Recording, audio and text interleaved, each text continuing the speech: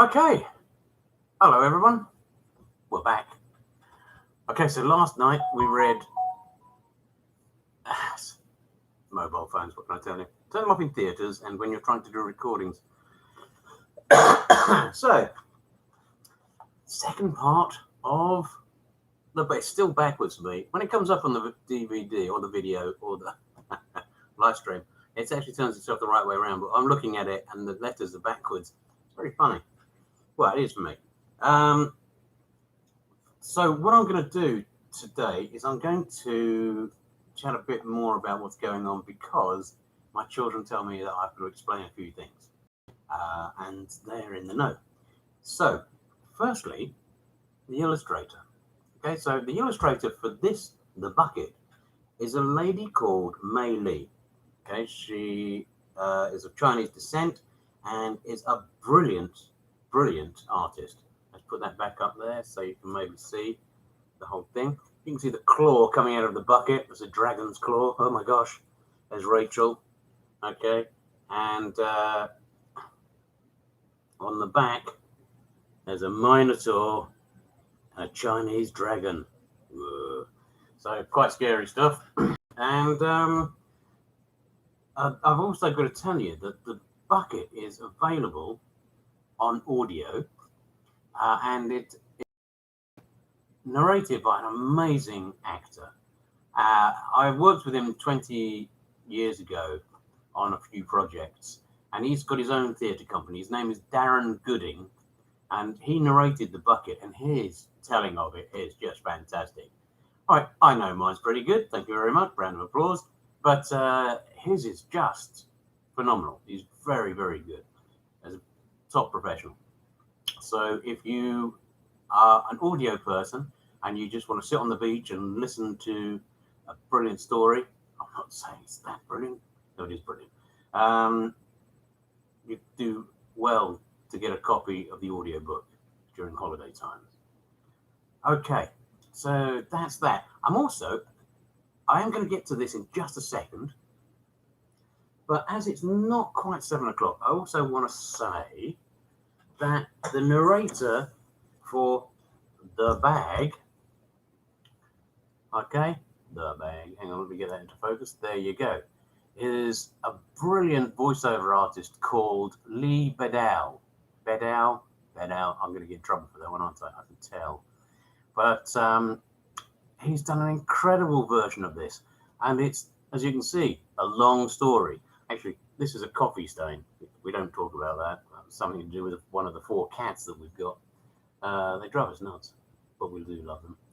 And he's done an immense job of this particular epic. I'm looking forward to seeing how we get to the next 2 books, which are written, but not quite yet published. So we'll see how those go. Okay, let's get to where we want to be. So Rachel, the intrepid, we have met, and we know there's something a bit strange going on, and we also know that she's met, or defeated, shall we say, for the first time, Robin McCracker, the annoying bully in the playground. She's met the blue-eyed boy with amazingly blue eyes, surprisingly. And there's something weird going on in the house next door. So let's see how that pans out, shall we? Here we go to chapter 2. So, now that Rachel was 9 years old, she was going to lots of clubs. There was karate, which she really liked. The thing she liked most about it was that on her very first day, her very stern teacher had told them all that karate was not having to fight. She liked that. She went to Brownies and loved all of the creative stuff that they did. They even let her use a big sharp knife to cut up carrots with on their camping night of the year. That was something Mummy and Daddy seemed a bit worried and pleased about at the same time. She went to dance classes, which was great. She loved to dance and had already been in 3 shows at the local theatre. Most of all, she loved studying Chinese. She had not got a Scooby-Doo why she should be learning Chinese, but her dad said that it would open up a world of opportunities for her when she was older. The Chinese people seemed to really like her and seemed interested in her, as interested in her as she was in them. There had been one thing that stuck in her mind, though, and that was after one of the very first lessons that she'd had, a very old Chinese lady, one of the teacher's mothers, she supposed, who said to her in Chinese, "Chinese dragons are different," and touched her on the forehead. A sort of warmth spread through her head. This was odd because she had only learned to say, "Hello, how are you?" and "Where is the toilet?" so far, and should not have been able to understand the word for dragon, but she had understood the old lady anyway. When she rubbed her forehead, her hand came away with a slightly green glow. She had looked up China on the computer ages ago, but she found out the really interesting stuff from the bucket, like the fact that the last emperor really liked bananas, but had only had them twice. He had warned her to be careful about banana plants, as they can really slow you down. She had also learned that the Great Wall of China may be one of the 7 wonders of the world, but it was actually 20 foot shorter than it should have been. They had planned to put a huge sculpted Chinese dragon head at the end, but a stray goat had eaten the architect's drawings for it when no one was looking, so that bit never got built. One important thing she had learned about the bucket was never press the jewel when you are in a bad mood. It shows you things you don't want to see or remember. There was very little that Rachel was frightened of, but there was that one day that the bucket had shown her things that she never wanted to see again. She had just been told off for being rude to her daddy, and she hadn't meant to be rude to him. She'd only been trying to make him laugh, and she felt that it wasn't fair. She shouldn't have been told off. And then her mum was annoyed at her for leaving her clothes on the floor. And all in all, it felt like everybody was taking out their bad moods on her. Know what that feels like? So she went to the bucket to make her feel less angry. But what she saw when she pressed the fake jewel was horrible and really scary. A black, spiky claw had reached out and tried to grab her, and she had dropped the bucket for the first time ever. It had growled. The bucket had growled. After that, she never pressed the jewel in the bucket unless she was feeling very okay. It took her a week to summon up the courage to press the jewel again, and she made sure that she was in a really good mood. Today, though, Rachel was feeling brilliant. Today was her 10th birthday. And what else does one do on one's 10th birthday except have a sleepover? Rachel had made sure that her mother had a menu for the 4 girls that she had invited over, and even had made a shopping list so that her mum didn't forget anything. She had chosen a DVD and a list of games for her friends to play, and of course, music for the evening would be Navacross, the best rock and roll band in the world, even if not many other girls knew who they were. Everything was set. Her friends would arrive at 4 p.m. They would have time to set up camp in the lounge before tea, and then the fun could begin. That's a difficult one to say. She sat in the kitchen at 3 p.m. wishing the time away. She watched her mother get the ingredients for the make-your-own-pizza part of the evening. "Is it okay to go out and play in the garden for a while, Mum?" "Of course, darling.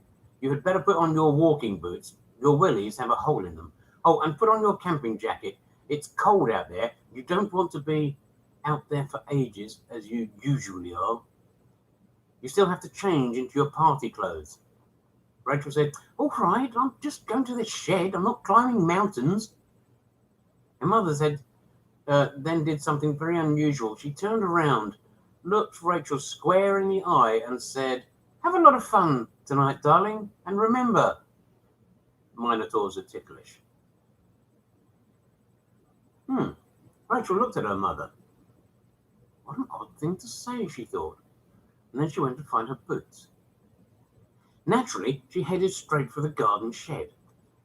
Before she got halfway down the garden, she noticed that a part of the fence between their garden and the Odd family's garden had a large hole in it. I'd better put something against that to stop that noisy dog from coming through, she thought to herself. There was an old ironing board leaning up against the shed, so she dragged it over, propped it up next to the hole.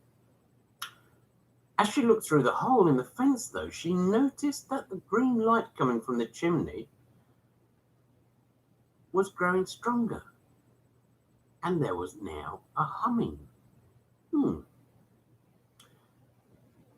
And not only that, but now there were green lights coming from the windows as well. What is that? She thought. The dog was not around, so she squeezed through the hole to take a closer look. She could not help her own curiosity and crept up to one of the windows. Except for the humming, she could hear nothing else. What she saw made her head spin. What she saw wasn't possible. What she saw was two huge green glowing ogres or trolls or something, creatures brushing and stroking a unicorn. They had the most amazingly blue eyes she had ever seen. The unicorn was looking straight at her. Then it did something that she had never seen a horse do. It winked at her. One of the trolls suddenly stopped humming and lifted its head. It sniffed the air and then spun round to look at the window. Rachel dropped like a stone and stopped breathing. She heard an angry roar from the house and rapidly crawled back to the hole in the fence, heart pounding. It seemed a lot easier to get back through, even with her heart racing and her mind spinning. She pushed the ironing board over the hole in the fence and ran to the shed to hide. She heard the dog barking again and really hoped he wouldn't find the hole in the fence. In the shed, she looked through the dirty window. Nothing was following her. No sign of the dog, and more importantly, no sign of the creatures. She calmed herself down. Not taking her eyes off the fence, she tried to make sense of what she had just seen. Trolls? Trolls don't exist. Not unicorns or magic buckets. What have they done with the Odd family? Eaten them? Have them all held as prisoners? Where was the boy? She looked at the bucket. Maybe she could find an answer in there. She knew, though, that her mind was in a spin, and that was never a good time to use the bucket. Maybe she'd just go back to the house, enjoy her party, and think about it. Yes, that's what she would do. She opened the door to the shed, but was shocked to see the odd boy standing in front of her. Even more odd again, he was holding a birthday card, which, without a word, as usual, he offered to her. She took it and said, "Thank you." She looked at the fence. The ironing board had gone. The boy then leant forward and took her hand. He looked at it curiously for a moment, and then placed something cool in it and closed her fingers around something. Without walking, he walked over to the fence and climbed through. Rachel looked at the card. In very bad handwriting, it said, "Happy birthday from Sarah the Adventurer, your sister." That boy is getting really strange, she thought. Rachel was now thoroughly confused. She opened her fist and looked at what the boy had given her. She could not believe her eyes. It was the fake jewel from the bucket. Rachel went back into the shed and took the bucket down from its hiding place. The jewel was still on the side of the bucket. What he had given her was another jewel, just like the first. She turned the bucket round and noticed that the jewel was exactly the same size as the hole in the opposite side of the first jewel. Before she had a chance to try putting it in place, she heard her mother call from the back door. "Rachel, get into the house now. Your friends will be here soon and you haven't even changed." "Oh, okay, Mum." She realised that she had been out for quite a while. "There in a mo." She carefully put the bucket back in place and put the new jewel in her pocket. As she closed the shed door, she noticed that the hole in the fence had gone. Not repaired, just gone. Like there had never been a hole there at all. She went over to where the hole had been and ran her hands along it, only to discover that it felt hot to the touch. Even from the garden, she heard the doorbell go. "Blimey, they're early." Rachel rushed back into the house. "Is my dress upstairs, Mum?" "Yes, it is. And good God, what's happened to you?" Rachel was confused. "Sorry?" She looked up at herself, up and down. She was now glowing slightly green. "Get yourself upstairs and have a good wash. I'll get the door and you be quick, young lady. I haven't gone to all this trouble for you to be late to your own party." Rachel rushed upstairs and went to the bathroom. Mrs. Jameson smiled to herself. Glowing green at last. Rachel quickly washed and changed, then checked herself in the mirror. The green glow was fading, much to her relief. She was just about to go downstairs when she remembered the jewel. "Better hide that for now," she thought, and took it from her jeans pocket and slipped it under her pillow. "Okay, party time," she said to herself, going downstairs and feeling less like having a party than she ever had in her life. Chapter 3. The following morning, Rachel said goodbye to her friends as they were picked up by their parents one by one. Despite the utter weirdness of the events before the party, she had still enjoyed herself last night. The normality of the evening had been reassuring. They had all stayed up until about midnight, way past their normal bedtime, singing karaoke songs from Navacross and The Other Direction. Even her dad had got up and sung a couple of numbers, announcing to the girls afterwards, "Damn, but I'm good, and when I'm good, I'm really good." And surprisingly, he had been good. And Rachel realised that she had never heard her dad sing before. Even her friends were impressed. That surprised Rachel. It had been a really cool party. Now her friends had gone, it was time to think about the very strange things that had happened before the party. Had she really seen a unicorn?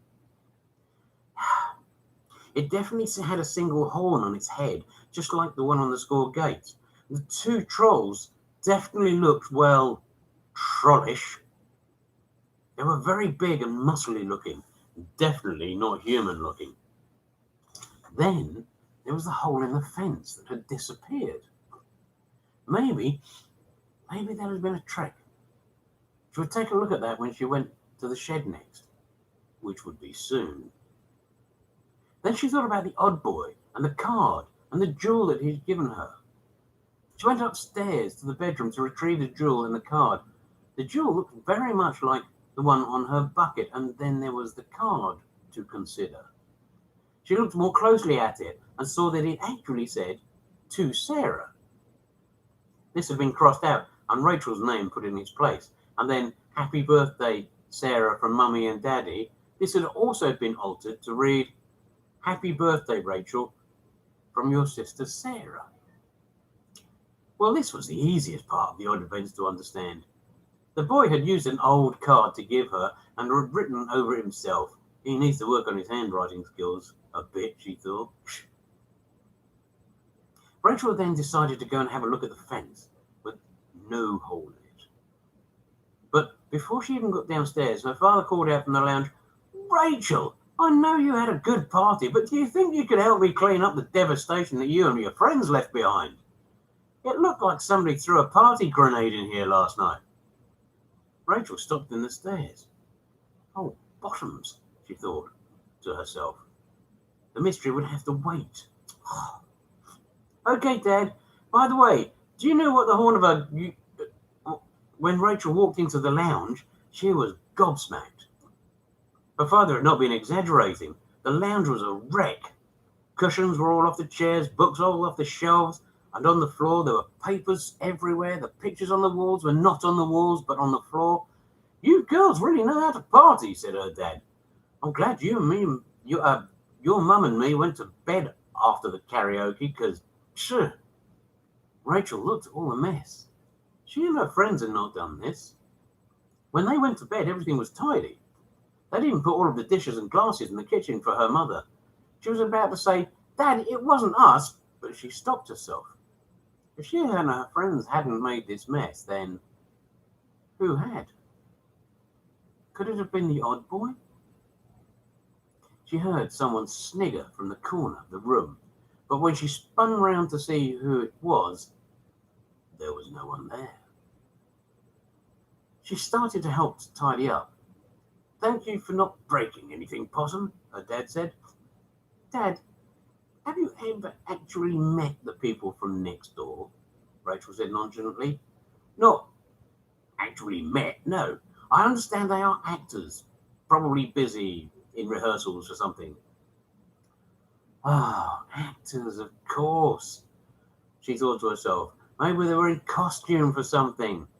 Rachel felt partly reassured and still very confused. Dad? She thought she should clear up another matter. Is Mother called Sarah? Her dad stopped what he was doing. He paused for a moment. No, I don't think so. His voice seemed to wobble a little. Do you know anyone around here called Sarah? She said. Her dad got that far away look in his eyes, and he said, looking suddenly very sad. Not anymore, darling. Not anymore. Look, why don't you see if your mother needs any help in the kitchen? I'll finish off in here. And remember, unicorns like apples. Rachel looked at her father confused. Sorry? What did you say? But Dad carried on tidying up. I said, go and see if your mother needs any help in the kitchen. Now go, skedaddle. Rachel went to the kitchen. Odd things weren't just happening. People were being odd as well. When she went into the kitchen, her mother was washing up. Hello, Mum. Do you need any help? The kitchen looked neat enough. No, I'm all right, darling, but we're running a little late today, so we'll have Sunday lunch as our evening meal, okay? Rachel loved a Sunday lunch, particularly roast chicken, but with no Brussels sprouts. Is it okay if I go and do some reading in the shed, she asked. Yes, of course, dear. After last night's excitement, you could probably do with a slow day. Here, take an apple for a snack, just in case. Rachel did so and put it in her pocket. Be careful when you come back in. I'm going to wash the kitchen floor, okay? And put your walking boots on. It's muddy out there. And her mother carried on washing up. Just as Rachel was going through the back door, she heard her mother say, Unicorns like apples, don't forget. Rachel turned back. Pardon? Her mother turned and looked at her confused. That music was too loud last night. I think it's affected your hearing. I said, be careful when you come back in. I'm going to wash the floor. Now go. I've got things to do. Rachel went into the garden. Either everyone was going bonkers or she was. This has got to be something to do with that family next door, she thought. She looked at the fence on her way to the shed. No hole, no sign of repair, nothing. Just a normal fence. She went into the shed feeling utterly bewildered and sat down. Today, I'm 9 years old. And today, I think I'm more confused than I have ever been. Rachel loved a mystery, as we all love solving mysteries, but this had gone beyond a mystery. This was just mad. Nobody ever knocked at the shed door. This was Rachel's shed. Because then it got madder. There was a knock at the shed door. Rachel paused for a moment, then gingerly got up to open the door. She really hoped it wasn't the odd boy from next door with his unicorns and trolls or anything just as mad. Ha! Rachel just really wanted some time to warm-relax. Chillaxing was just silly in her opinion, despite what her trendy friends thought. Who would want to be chilly when relaxing? So she decided that warm-relaxing would be much more sensible. After a second or two, she got up and opened the shed door cautiously. She burst out laughing. It was Robin McCracker standing in front of her. He was the last of all people she expected to see. "What's your problem?" it said. "Sorry, I didn't expect anything as normal as you to be here. What exactly are you doing here?" "I don't know," he said. "My mum asked you to give you this." And he held out an apple to her. "She just said it was important. I think she's lived alone too long." Rachel just looked at the apple. "Ain't you going to invite me in? Cold out here." Rachel was not one to mince words. "Why would I? You are horrible and a boy."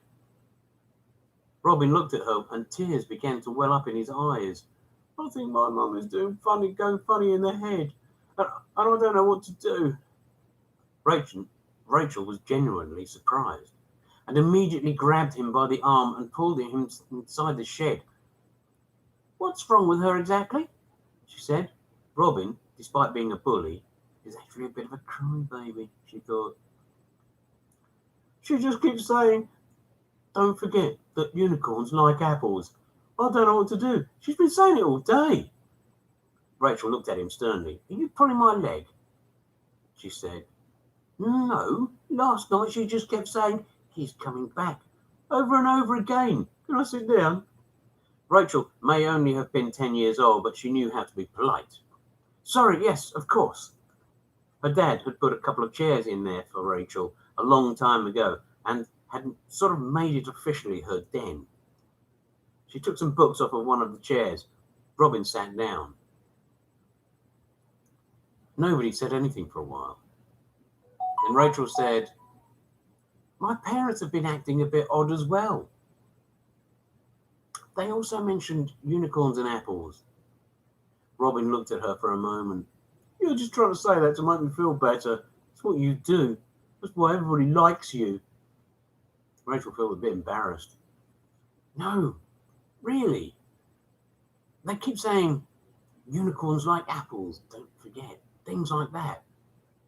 And last night things got really strange." Robin was surprised. "What happened?" Rachel didn't know where to start. She had to make a decision. Should I trust him with this? I don't even like him. But there is something. "Okay," she said. "I'd better show you something. But I want you to think of the happiest moment of your life, okay?" Robin was a bit confused. "Okay." And he tried to think of a happy moment in his life. At first, he couldn't think of anything happy. But then there was that one moment when they were on holiday in the New Forest. That one moment when he was quite little and his mum had said, "You're the man of the house now. You'll look after us, won't you?" And with great pride, Robin had said, "Yes, Mum, I'll look after us." He had resolved from that day onwards to be tough enough to look after his mum. Right now, though, nothing seemed right. But that was his happy thought. And that, I think, is where we need to stop just for a little while. And let's see how we get on with the next bit. I'm going to try and do another one tomorrow night, around about the same time, 7 o'clock. But it's okay because you can catch it up on live stream. As I say, there's different mediums that you can get the book in, from the audio and written versions and that sort of thing. So whatever you want to do, if you like the book, do leave a review. Reviews are gold to authors. Don't take these off. The thing that's behind me, look, that's our games cupboard. It's a bit mad, isn't it? It's all the games that we've collected over the years. And if you can see where my finger is pointing to right now, that is the game called Labyrinth. I'm not advertising it, but it's a great game for kids. You know, we enjoyed playing that so many times. All right, so that's it for tonight. I'm going to try maybe later to do a little storytelling of I Want a Hippo, okay, which is that, you remember. I'm going to have the front redesigned a little bit because I kind of think, that's a bit mad, isn't it? You kind of think it should be that way around and fill the whole page. We'll have a look at that. So that's good. And that is for the younger viewers. So I'll try either to do that tonight or probably tomorrow because I've still got to cook my other passion. Tonight we're doing sweet and sour chicken with an egg fried rice. Why wouldn't you? It's scrumptious, very cheap to make as well. One of my things is I like to make really tasty, cheap meals. Cheap is a a big thing for us. Okay, so thanks very much for watching, and I'm going to kill it off now. If my mouse will work, there we go. I should do. Got 4 cats in the house. It should be running for its life. Okay, catch you later.